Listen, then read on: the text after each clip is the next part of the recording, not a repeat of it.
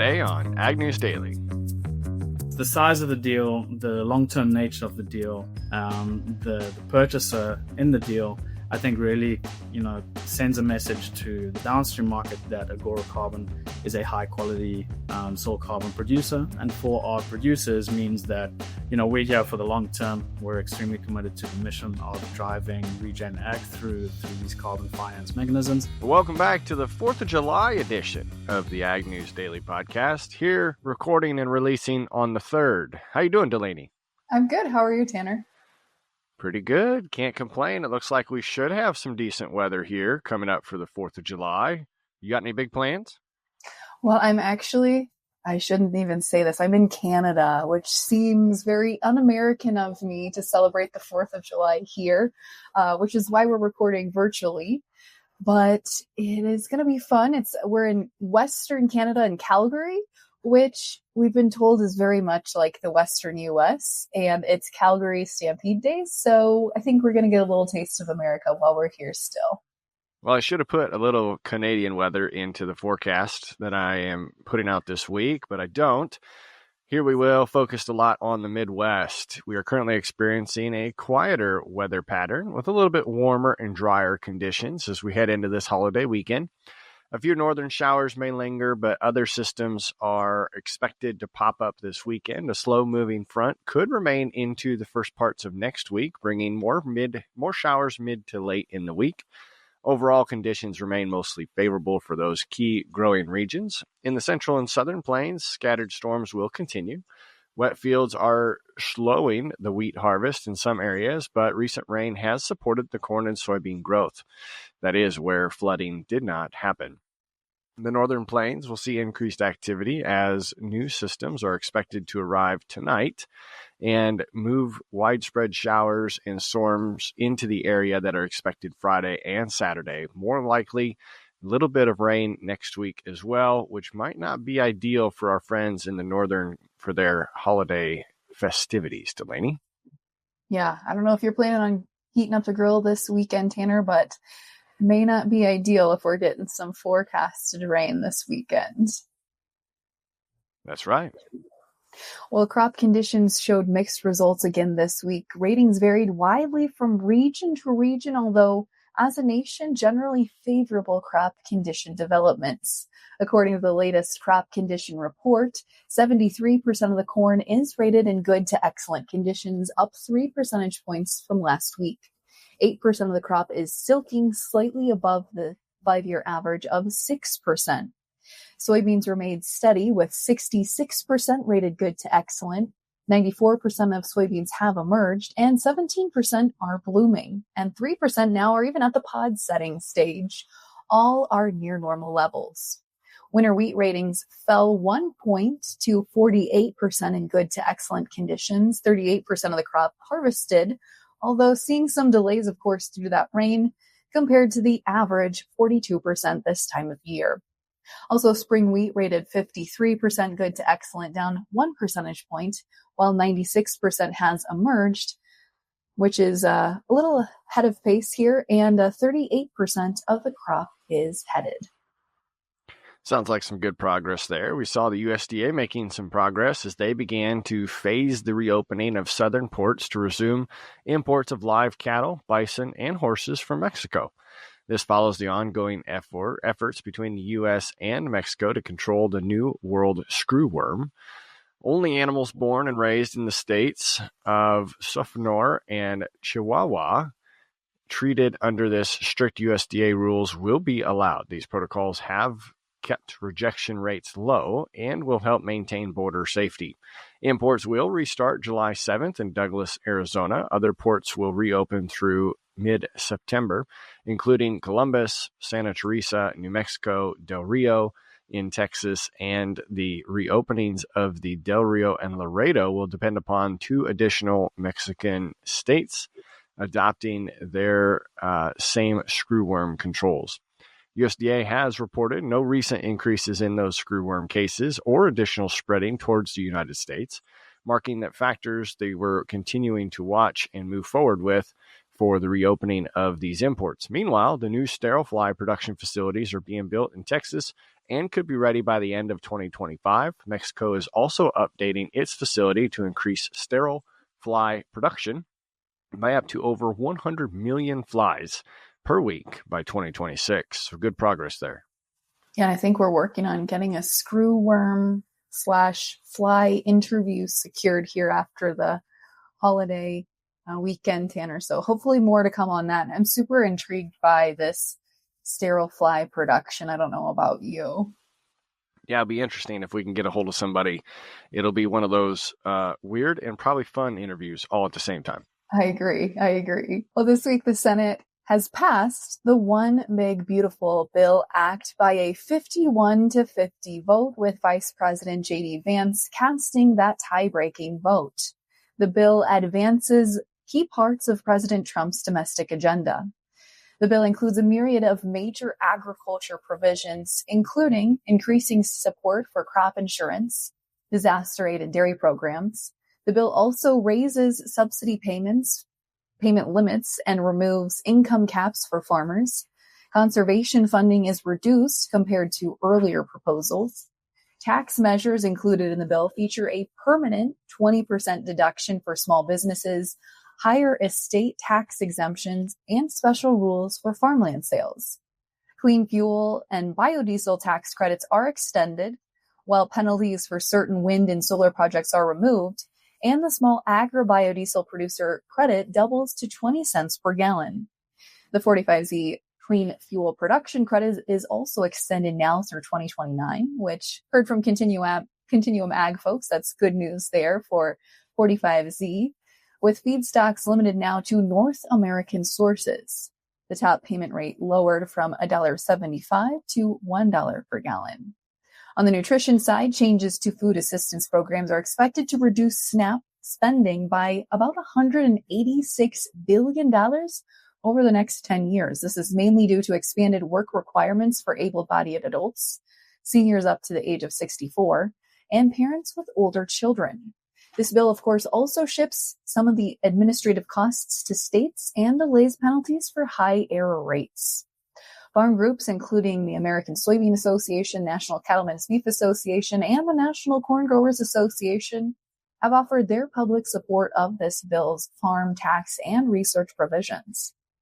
With the House's version that was passed back in May, lawmakers will now work to reconcile both versions before the July 4th deadline, Tanner, which is tomorrow. So it's tomorrow. We will see how that comes together and what moves forward from here. But two different versions. Now we have to reconcile and see how we move forward to get it to President Trump's desk. Yeah, that's a big task for them. They will be busy, and the USDA has been busy. Second story of the day, talking about their trade mission that they plan on leading to the Dominican Republic from July 13th through the 17th. The goal is to expand the market access and boost American agricultural exports. The delegation includes 47 agribusinesses, trade groups, officials, and others, from more coming from agricultural departments of Colorado, Montana, and Wisconsin. Michelle Beckering, the Undersecretary of Trade and Foreign Agricultural Affairs, will lead this mission. She says that the USDA is committed to opening new export opportunities and connecting U.S. exporters with buyers in Latin America. The Dominican Republic is already a strong trading partner. It ranks fourth in the Western Hemisphere for U.S. ag exports and leads among the countries for the Central American Free Trade Agreement, Dominican Republic region. In 2024, the U.S. agricultural exports to the Dominican Republic reached $2.2 billion. The U.S. now supplies nearly half of that country's agricultural imports. So a good partner there, and hopefully a mission that comes out with even more positive news. Well, speaking of trade news, we got a big trade announcement here late in the week as President Trump announced that the United States had reached a trade deal agreement with Vietnam after months of trade negotiation, announcing the United States will impose a 20% tariff on many Vietnamese exports, which is a lower tariff rate than was initially planned and has helped ease tensions with one of America's most important trading partners. President Trump also said transshipped goods from other countries moving through Vietnam will face a 40% tariff. Some of those concerns have been that countries such as China have used Vietnam as a trading route to get goods still into the U.S. through Vietnam. And Vietnam has agreed to help really cut down on those and limit those as well, and be a trading partner here for the United States to impose those 40% tariffs. In return, Vietnam will allow the U.S. to have products entering into their market with zero tariffs. In a Truth Social post, President Trump said, quote, "It is my great honor to announce that I have made a trade deal with the Socialist Republic of Vietnam after speaking to Lam, the highly respected General Secretary of the Communist Party of Vietnam. This announcement comes ahead of the July 9th deadline when tariffs on most imports across the world could increase. Under an earlier plan, Vietnamese goods were set to face a 46% tariff. It remains unclear which products will be covered by the 20% tariff rate, and details on how the new shipping rules will be enforced have not yet been released.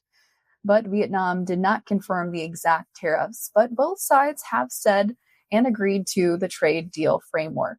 Officials in Hanoi have also promised to improve access for U.S. goods, including large engine cars. So this is certainly a trade win here for U.S. agricultural exports, as well as we ship a lot of DDGs, a lot of soy, corn, and other pork, livestock products as well to Vietnam. And it is definitely one that President Trump will be touting here to constituents, Tanner, for, I'm sure, quite a foreseeable time. Yeah, that's right. We did get a couple updates here in regards to Roundup. The U.S. Supreme Court has asked the Trump administration for its views on Bayer's effort to limit cancer lawsuits tied to Roundup. This move may suggest that justices are considering whether to take the case or not. Bayer is appealing a Missouri court ruling that upheld a $1.2 million verdict for John Darnell, who says he developed non-Hodgkin's lymphoma after using Roundup. The company argues the federal law bars state lawsuits like Darnell's because the EPA has found no cancer risk and doesn't require a warning on the label.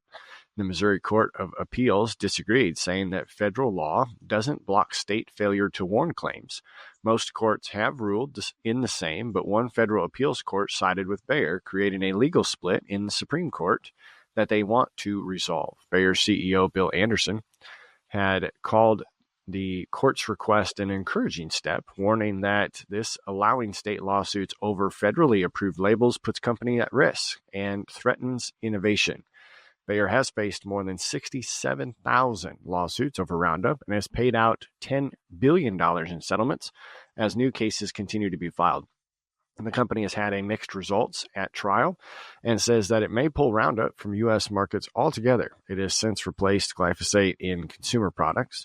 The Supreme Court previously had declined to hear a similar case in 2022, but with more cases stacking up, the pressure has continued to increase scrutiny that the SCOTUS would take on this case. A decision from the Supreme Court is expected to follow the Trump administration's input. So could be a major move there for the future of Roundup. It certainly could. And the Supreme Court's decision, if they decide to take that case on, Tanner, will be the final nail for Bayer in that coffin one way or the other. That's correct.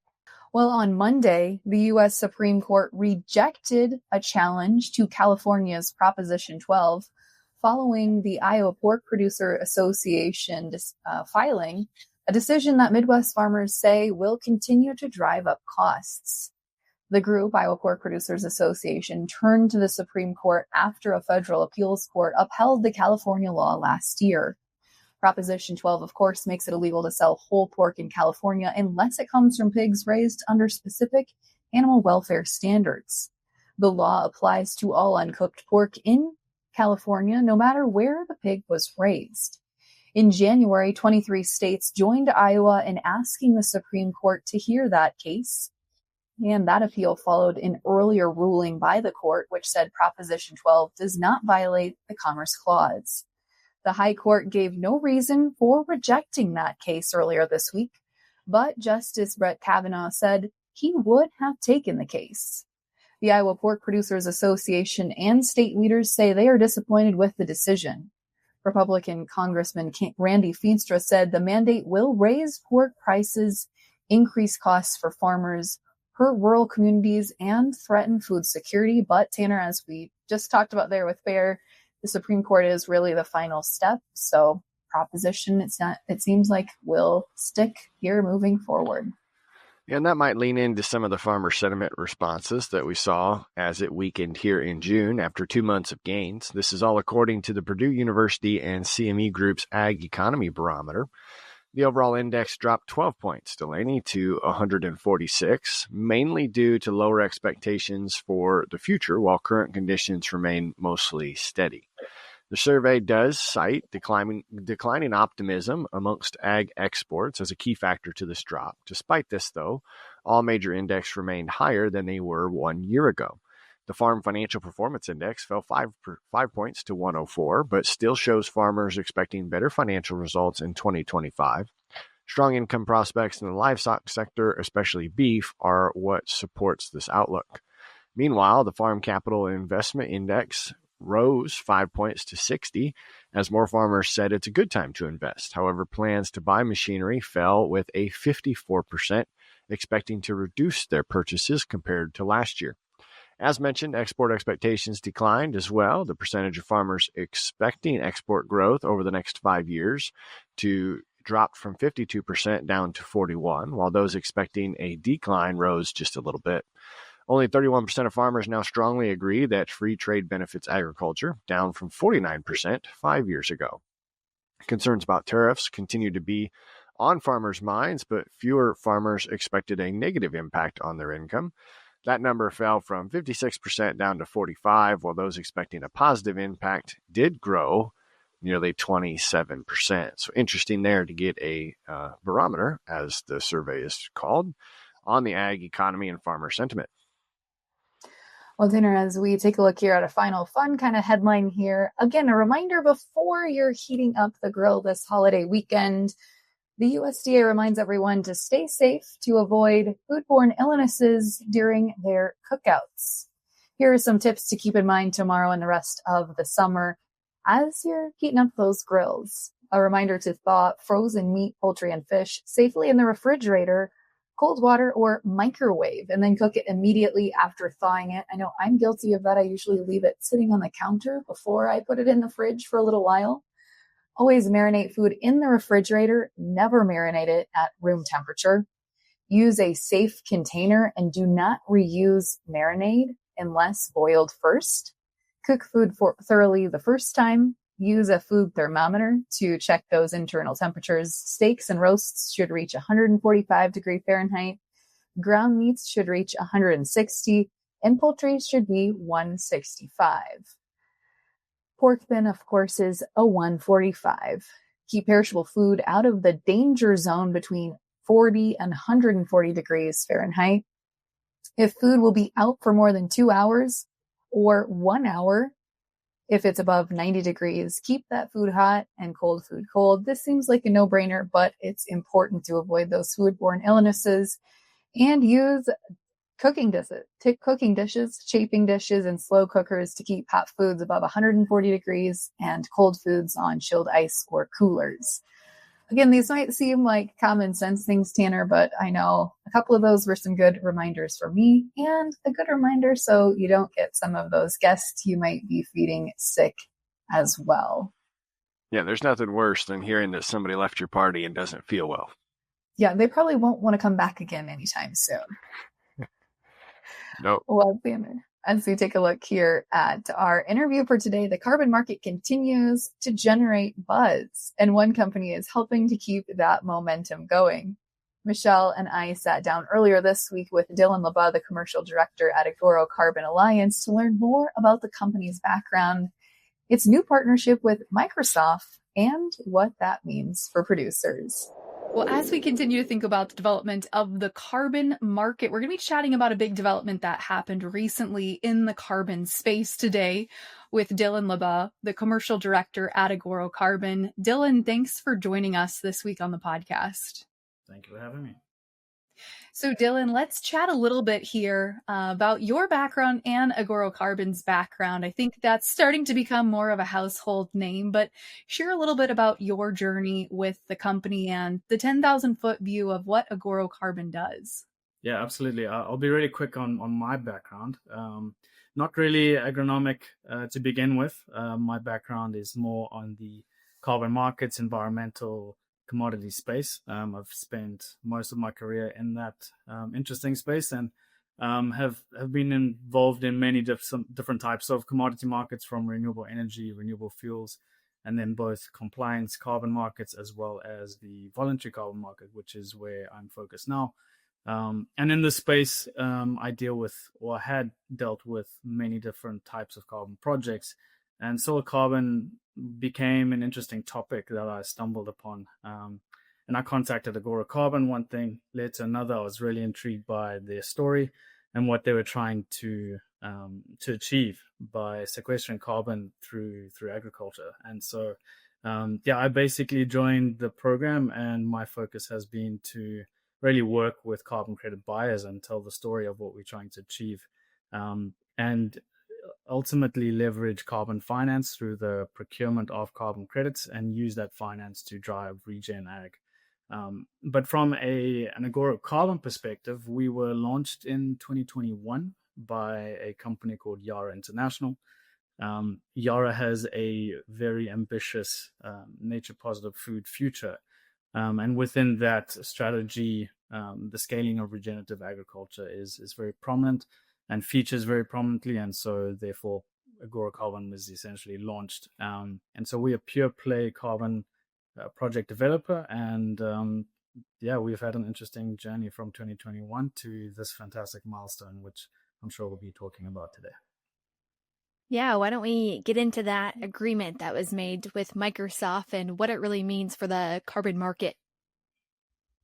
Absolutely. Happy to kind of give the high level, and if we want to get further into it, more than happy to. But ultimately, it's been almost a 2-year journey. It is a significant deal. I'd say, to our knowledge, it's one of the largest soil carbon or agriculture focused carbon credit deals in the market to date.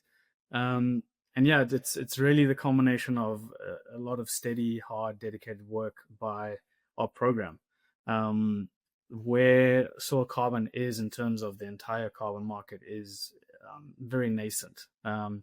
Usually carbon credit deals are transacted on a daily basis, but more from credits that exist and are purchased on an annual basis. The large scale, long term type of deals have not necessarily been the go-to for all types of projects, but this is a trend that is now taking place and hasn't existed for soil carbon. And so we're excited that I think we're one of the first to make a significant splash in terms of a long-term carbon credit deal, and not only long-term, but at a scale that these projects need to be transacted upon. And maybe just to share some context with our listeners, Dylan, I'm going to share a couple of stats from the deal here. It's a 12-year flagship agreement with Microsoft. It's going to deliver about 2.6 million carbon removal credits with Microsoft here specifically. And I think Microsoft, hearing a big name like that, also makes it a little bit flashier of an agreement having a big partner like that in the marketplace. So let's break down this agreement a little bit more. 2.6 million carbon removal credits. That sounds like a big number. What does that mean here in practice? Yeah, it's definitely a big number. Like I said, I don't think that we have seen a deal of this size specific to soil carbon before. So certainly a big splash, and of course having the Microsoft logo, if you will, as the buyer certainly makes it that more splashier, for lack of a better term there. But I think the key thing is we have two separate projects, one that focuses specifically on row crop and the other on pasture land, and ultimately the deal combines the two or covers both projects. So both carbon credits or carbon credit types are going to be delivered to Microsoft over this 12-year term. It does cover the 2.6 million, but ultimately the practices is what generates these carbon removals. And so for the cropland project, we generate these credits through cover crops and zero and no tillage practices. And then on the pastureland side of things, we tend to generate these credits from rotational grazing, biodiversity, seeding, etc. And so it's really the practices in these projects that are generating these credits. And yeah, we're excited to partner with Microsoft and deliver on this flagship deal. So what does this mean for farmers? Is there then more payments given to farmers? Is there more customer base that you can get from then? Yeah, so kind of two ways to think about this. For the producers in our program, I think what it really highlights is that we are here for the long term. We have done a significant amount of work from launching in 2021 in scaling up our operation, designing our program, and really making it farmer centric. And so the specific pain points that we are trying to solve for is the risk that the producers take on when converting from conventional agriculture to these regenerative types. That is not risk free. And so our program is really designed to, from a financial perspective, deal with that. So our program delivers that upfront payment as well as payments on issuance. And so we are trying to essentially isolate the producers from significant volatility in this nascent market and very opaque market. Not only that, we are trying to further de-risk the producer by providing agronomic support, in a real bespoke type of way. Every grower or producer works differently. Their operations are different. And so we have dedicated,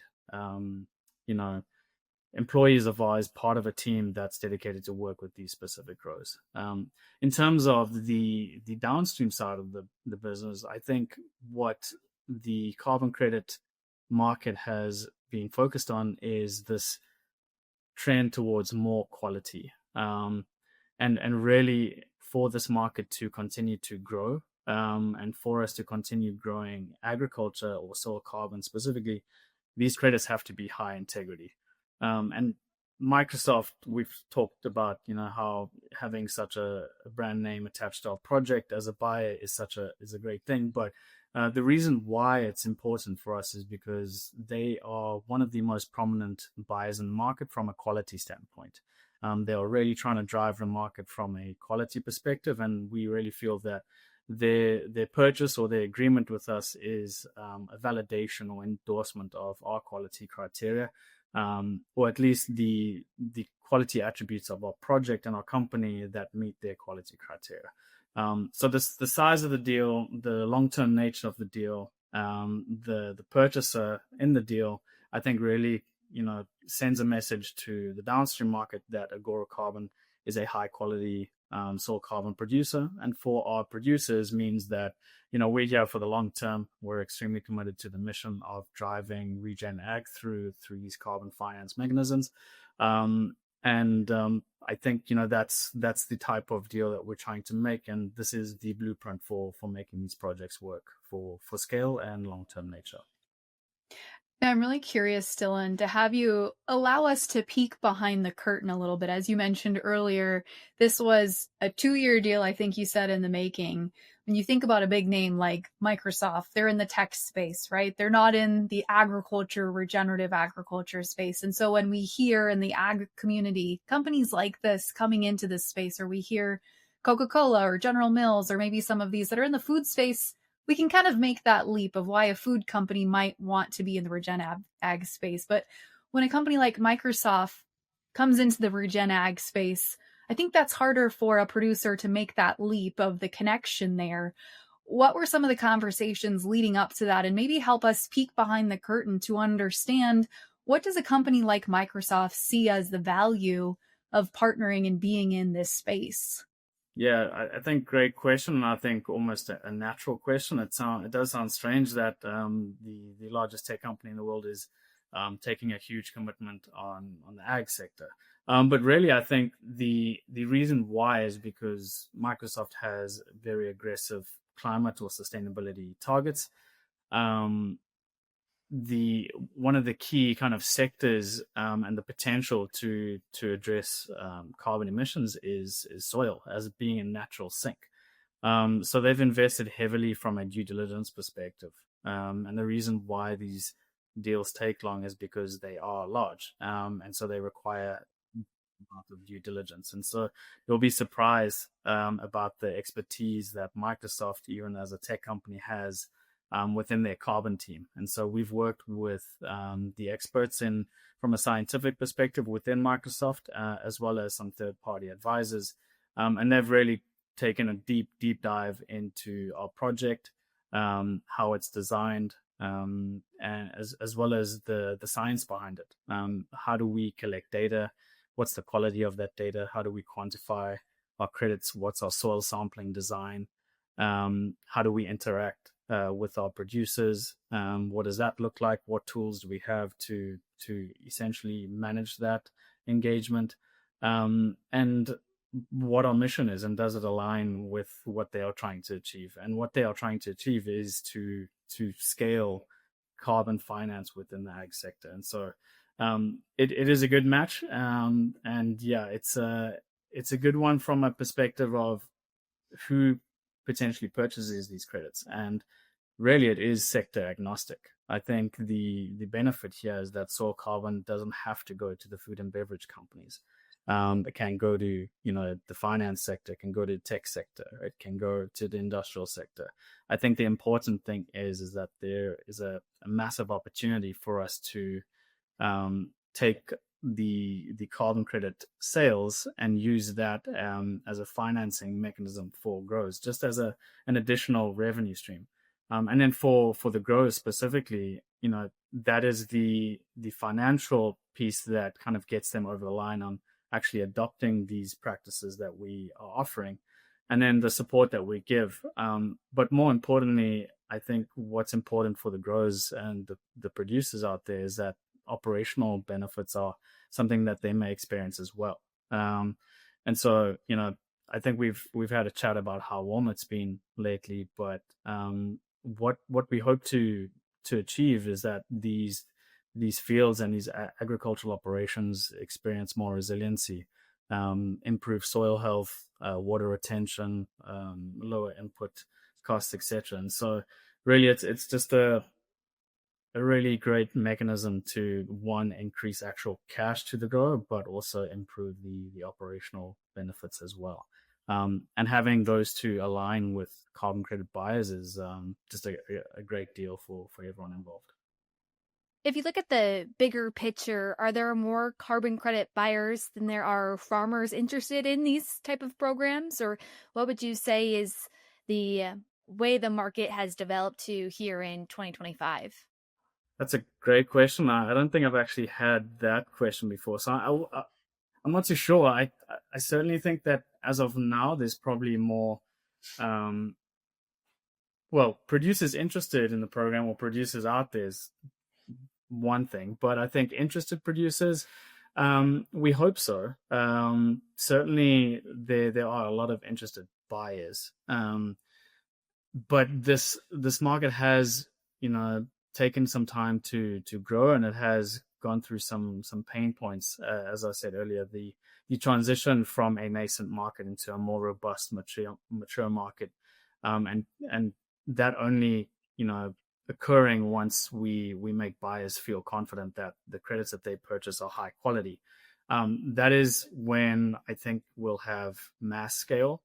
But hopefully, I think what our intention here in terms of like putting this flagship blueprint deal together is to show carbon credit buyers that this is the type of transaction that these projects require, at the relevant quality thresholds that we have. So we're really trying to make this market from a transaction type, from a quality type. And if we can achieve that, then at the same time, we generate that same confidence from producers that this is a market that actually works and can deliver the finance needed for these growers to adopt these practices. And again, the cherry on top, that these operational benefits occur over the long term as well. Well, Dylan, we appreciate your time in joining us today. Final question for you. This program is just recently announced. It's brand new. When does it take effect? When can farmers start to sign up for it?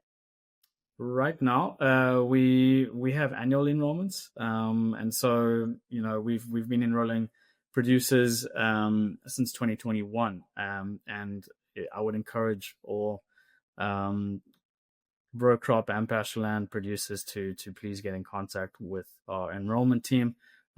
We have some fantastic people, and that's not just from me, that's from Microsoft now as well. They'd be happy to talk to anyone interested, and they would be best to talk about what our offerings are, what that means for growers, and what the type of practices we offer. Perfect. Well, Dylan, thanks so much for joining us. We appreciate your insight and time, and looking forward to see how this partner shapes up. Thank you so much. It's been great to talk to you. Well, I appreciate the two of you doing that interview, but since you got to have a fun story prior to that interview, I figured I'd throw some fun holiday jokes in here, Delaney. What do you call an American revolutionary who draws cartoons? I don't know what. A Yankee doodler. So if you can't tell already, the theme of these jokes is probably cheesy dad jokes, but you might be able to share these at your holiday barbecue. What did one flag say to the other flag?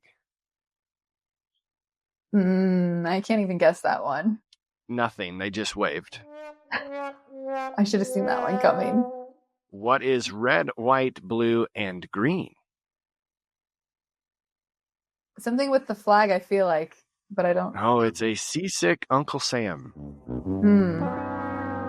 And I bet you're wondering why I haven't thrown any knock-knock jokes in about America. Okay, let's hear it. Because freedom rings. So I wanted to make sure our listeners had some humor arsenal in their quiver, so that way this weekend when they're with family and friends, they can share those. I don't have any fertilizer market updates, Delaney, but do you have any commodity market updates?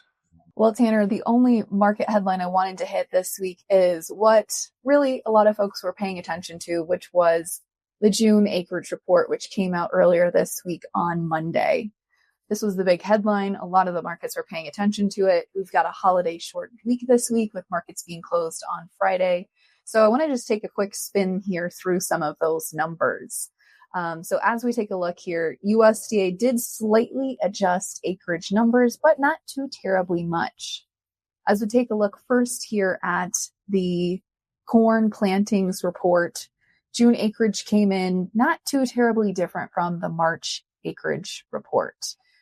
June came in at a 95.2 million acres. The March prospective plantings report was at a 95.3 million acres. This is just slightly higher, of course, or slightly lower, of course, from March's number, but this is 5% higher from last year's report. So going to see some bigger corn acres this year. The market's really largely already factored that in, of course, based on March's prospective plantings number. When we take a look at soybeans, that one also came in just slightly lower from the March prospective plantings report. June's number here reflected 83.4 million acres of soybeans. March's was at 83.5. So again, a number that the markets have really already chewed through. The wheat prospective plantings number, in line with where USDA was at in March, raised just slightly at a 45.5 million acres. March's reflected a 45.4. So really no big surprises there in the prospective plantings report. When we look at the grain stocks numbers, which also came out in that quarterly report as well, quarterly grain stocks, again, not any big surprises there when we look at numbers that came out. When we look at just corn grain stocks, those came in slightly tighter than where we were this time last year, but soybeans, those are pretty much in line with where we were this time last year. We've inched a little bit higher, and we've inched a little bit higher in wheat as well, but pretty much kind of a non-report, neutral report theme across the board here. And that really didn't do much to excite the markets this week. So that's kind of a quick look at where we're at. Markets really are going to be focused on weather here moving forward. Hot and dry is not seeming like it's going to be in the forecast, though, as we reported on earlier. We're continuing to get that wet weather in the forecast, and that continues to be the story. So that is kind of a quick look here at the markets, Tanner. Any other final 4th of July jokes for us? No, I don't. I'm just looking forward to seeing family and friends. I hope our listeners are looking forward to the same. We appreciate you tagging along with us even on these short holiday weeks. So we'll be back on schedule next Friday. Don't miss a beat. Make sure you check all of our social media channels out and hit subscribe wherever you listen to your podcasts. That's right. And thanks again for tuning in with us. Have a safe and happy 4th of July.